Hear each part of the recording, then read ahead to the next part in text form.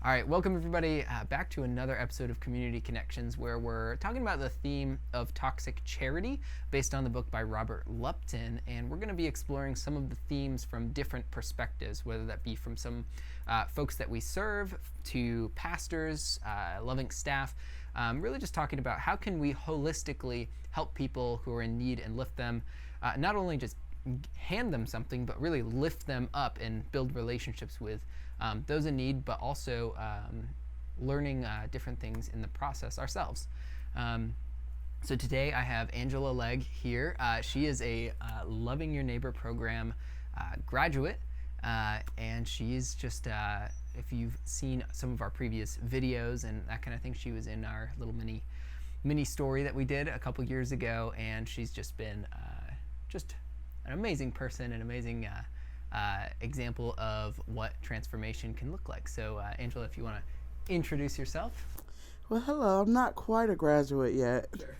I still have a few more classes to go, but I started the Loving Your Neighbor classes a while back, and I have learned so much just from just the experience in the congregation with different people from different walks of life, different backgrounds, and I'm just learning a little bit as I go.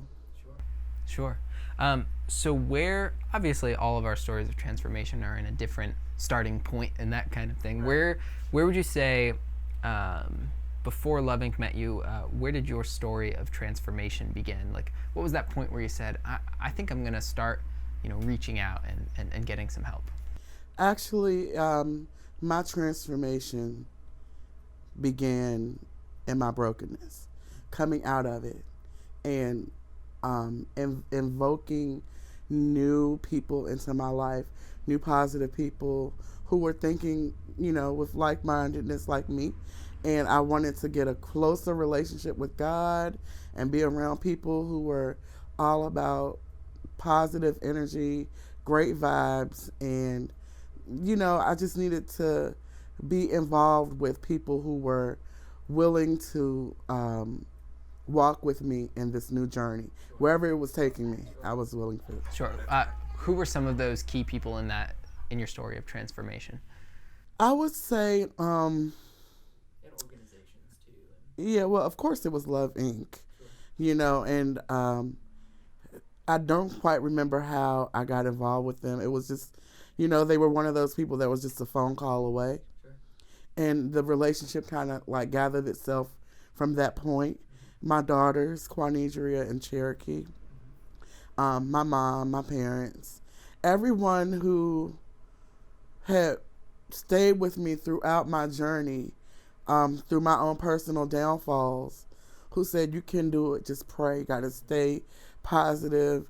Those people that I kind of like reluctantly pushed away kind of just stayed in my corner and was very resilient despite of.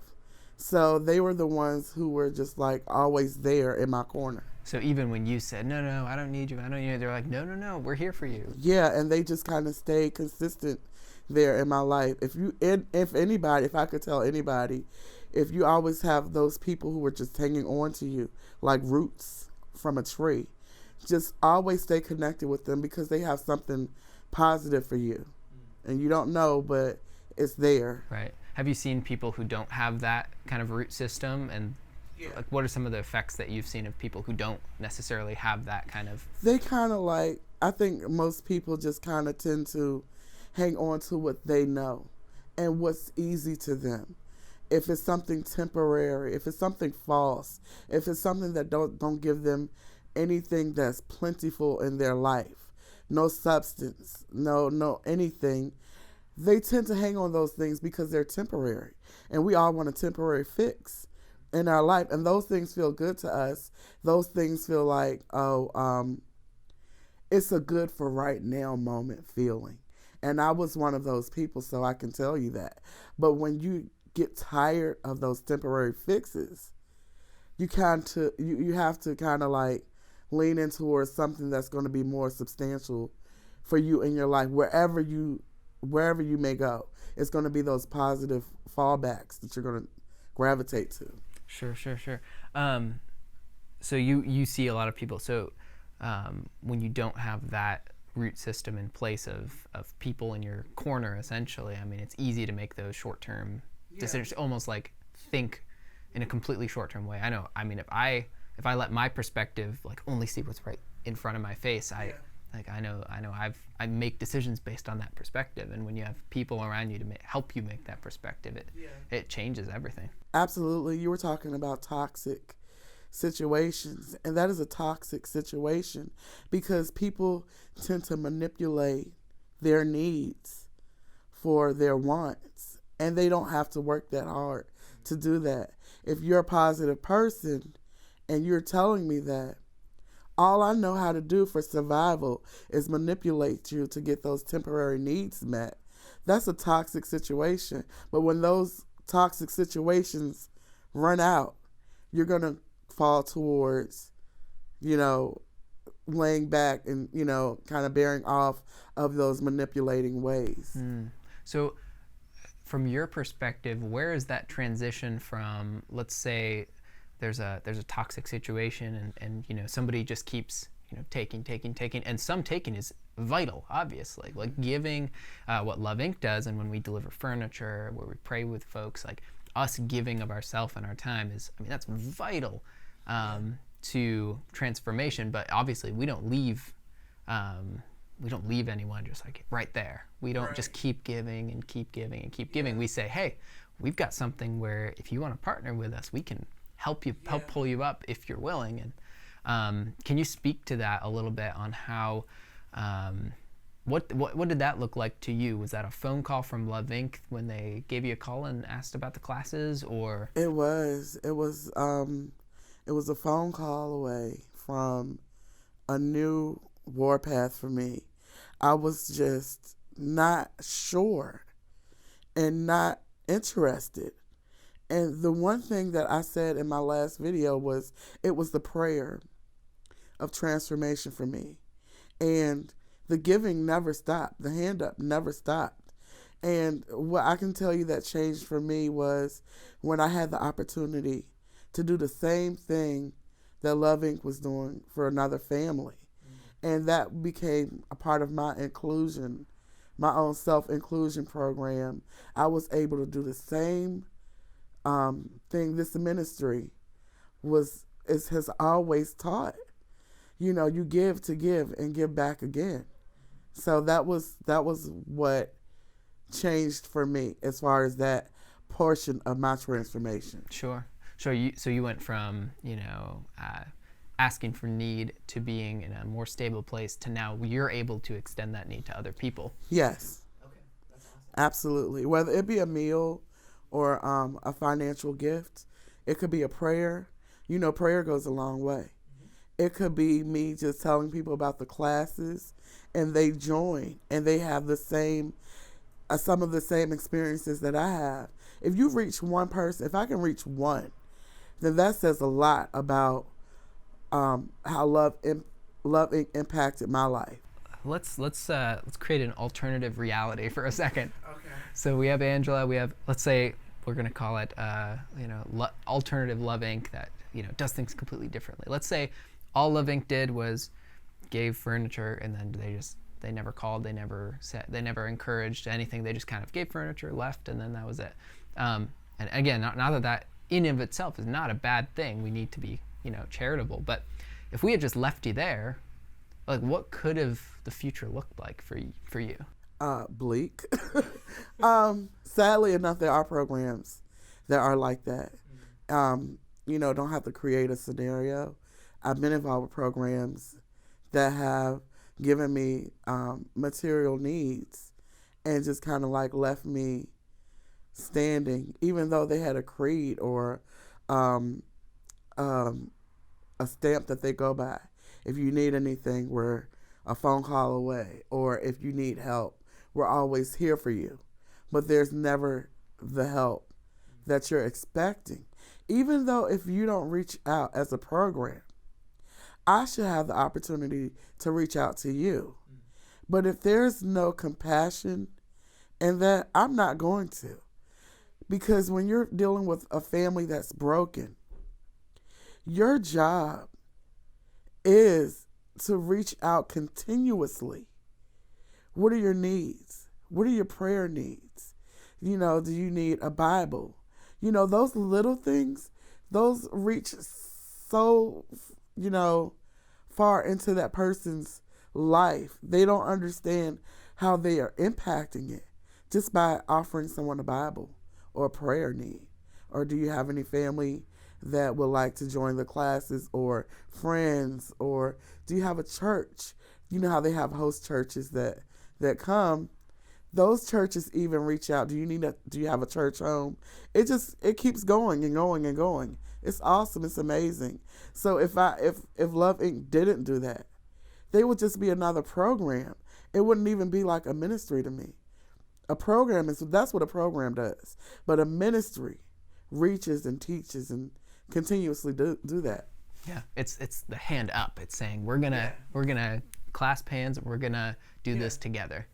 Together, absolutely. Not for you, not on your behalf. Together. Right, exactly. That's awesome. We don't want to make us into a complex of I'm doing this for Angela, because that's pride in me. It's saying Angela is made in the image of God, and her, she's an image bearer of God who is deserving of respect and has dignity in and of herself, and for us to exemplify that in our programs and that kind of thing, I think really changes the way we think about giving and the classes and that kind of thing. So, well, that's really cool. So you at this point, how did everything? I know you transitioned into volunteering at a ministry in the local area. Do you want to share a little bit about what that transition was like? Sure. Okay, so in about a 3-year span, I was a resident at a local women's shelter. And after leaving, about 7 months, I became a volunteer. I was an ambassador for the homeless community because I've been there and I knew there was programs and ministries like Love Inc. that was ready to help and delve into people and into their lives and, just be prayer warriors and great helpers and good seeds and stewards. So I wanted to be a part of that community. Thereafter, I became a staff and I became a peer specialist and a house monitor, daycare worker, security guard. No, just a little bit of everything is what I experienced in that program, in that ministry. And for me to just have Love Inc., just having those to combat each other was awesome to me. Now, in any human service work, there's some downfalls and there's not.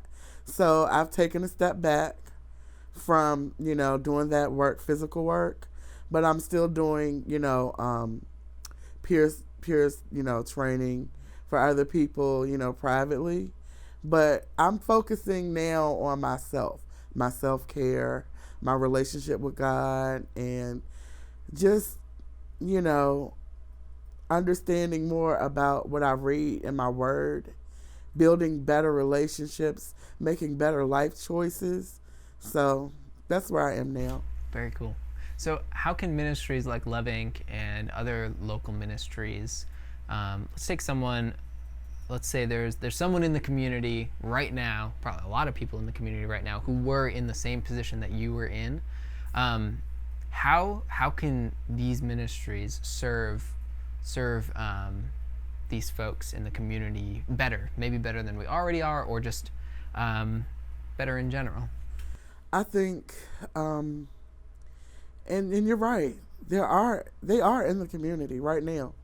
I think, to me personally, because I didn't know about the Love Inc. ministry or programs until I got the phone call. So it's got to be a better way for people to know about these programs. Some people don't have telephones. Some people don't have access to commercials or TV or newspaper. You can go to the local health departments and post brochures wherever they hang out, the laundromats, wherever they're hanging out. If they're sleeping outside, go to them. They're not going to bite you. They want to know how they can get a hand up instead of a hand out. And they're more willing to do that if you come to them and make it more personal. Because I felt like I wasn't good enough at one point to get help from Love Inc. I felt like they're not going to help me. I don't even have enough clothes, or I can't go to their church. I didn't know about the program, so I was already willing to just, back away from that. I'm not going to go and look for you to help me. I want you to come to me because I need you to tell me how you can help me in a better way. Meeting people where they are, both physically, and spiritually, and emotionally, mentally, and that's some really good advice. And that's I think that'll pretty much wrap up this episode of Community Connections. Angela, thank you so much for being on, and we will see you all in the next episode.